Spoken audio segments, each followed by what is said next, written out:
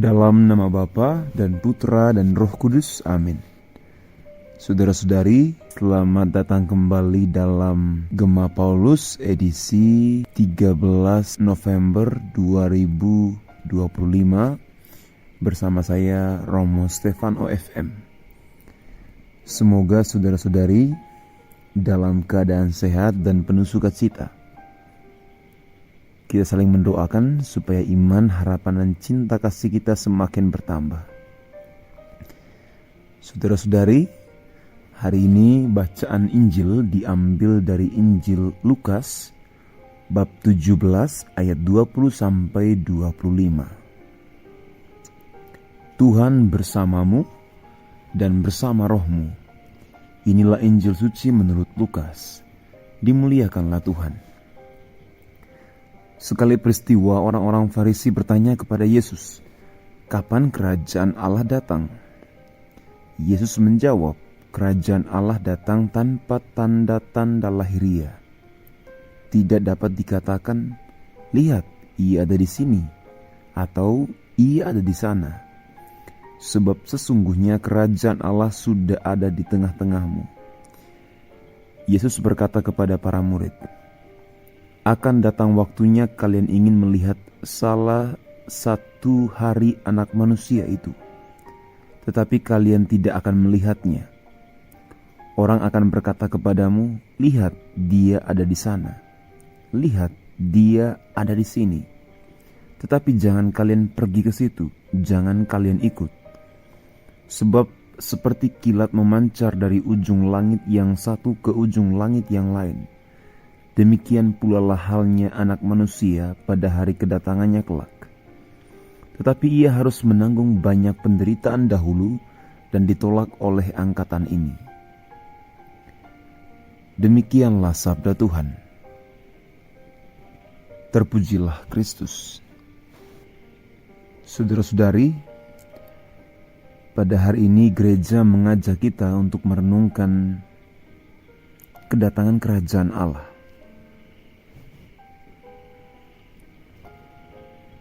Secara singkat dapat dikatakan bahwa kerajaan Allah tentu saja berkaitan dengan kedatangan Anak Manusia, yaitu Yesus Kristus sendiri. Orang Farisi bertanya kepada Yesus kapan kerajaan Allah akan datang. Mereka mencari tanda-tanda lahiriah yang spektakuler. Yesus menjawab bahwa kerajaan Allah datang tanpa tanda-tanda lahiriah yang dapat diamati di tempat tertentu. Tuhan mengatakan bahwa sebab sesungguhnya kerajaan Allah ada di antara kamu. Kehadiran Allah bukanlah tentang lokasi fisik atau peristiwa masa depan, melainkan tentang kehadiran Kristus dan karyanya di tengah-tengah umat manusia. Kerajaan Allah sudah ada dan harus dikenali dalam diri Yesus dan dalam hati orang-orang yang menerimanya serta melakukan kebaikan. Yesus mengingatkan para murid bahwa akan tiba saatnya mereka merindukan salah satu hari Anak Manusia. Ia memperingatkan agar tidak tertipu oleh orang-orang yang menunjukkan di sini atau di sana mengenai kedatangan Anak Manusia itu. Kedatangannya yang sejati akan terjadi secara mendadak dan jelas, seperti kilat yang memancar dari ujung langit ke ujung yang lainnya. Ini menekankan bahwa kedatangannya yang kedua, atau kita kenal dengan istilah parousia, tidak dapat disembunyikan atau diprediksi secara spesifik. Yang menarik dalam Injil ini, Tuhan mengatakan bahwa ia harus menderita dahulu. Sebelum kemuliaan kedatangannya yang kedua, Yesus harus menanggung banyak penderitaan dahulu dan ditolak oleh angkatan itu. Ayat ini menjadi pengingat penting bahwa jalan Kristus melewati salib. Penderitaan, penolakan, dan pengorbanan adalah bagian tak terpisahkan dari misinya sebelum kebangkitan dan kedatangannya yang mulia. Apa yang kita bisa refleksikan dari Injil hari ini? Saudara-saudari, di manakah kerajaan Allah bagi kita sekalian?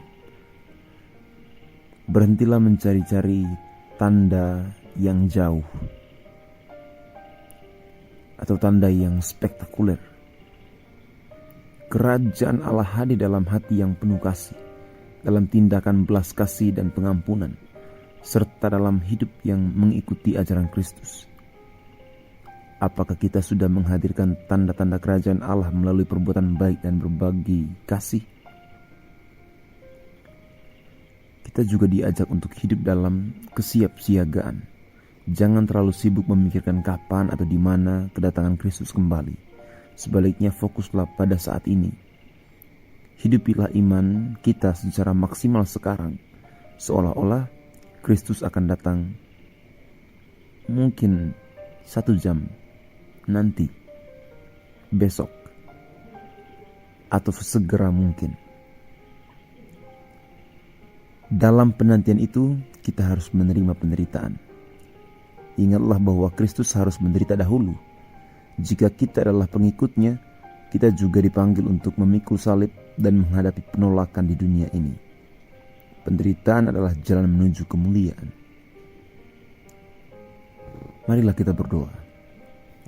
Ya Tuhan, kami yakin bahwa Engkau telah menghadirkan kerajaan Allah bagi kami. Engkau telah menderita dan wafat di salib demi keselamatan kami. Oleh kebangkitan-Mu, Engkau menguduskan kami. Kami percaya Tuhan, Engkau akan datang kembali. Dalam kerinduan yang besar, kami mohon berkat dan rahmat-Mu agar kami menjadi tahta-Mu, menjadi tempat Engkau berkarya, menjadi rumah kediaman-Mu. Dan dengan demikian, pikiran, kehendak, dan perbuatan kami menghadirkan kerajaan Allah, sebagaimana Engkau telah hadir membawa kerajaan Allah di dunia ini. Kami mohonkan ini melalui Kristus Tuhan dan pengantara kami. Amin. Tuhan bersamamu dan bersama rohmu. Semoga Allah yang Maha Kuasa memberkati saudara-saudari dalam nama Bapa dan Putra dan Roh Kudus. Amin.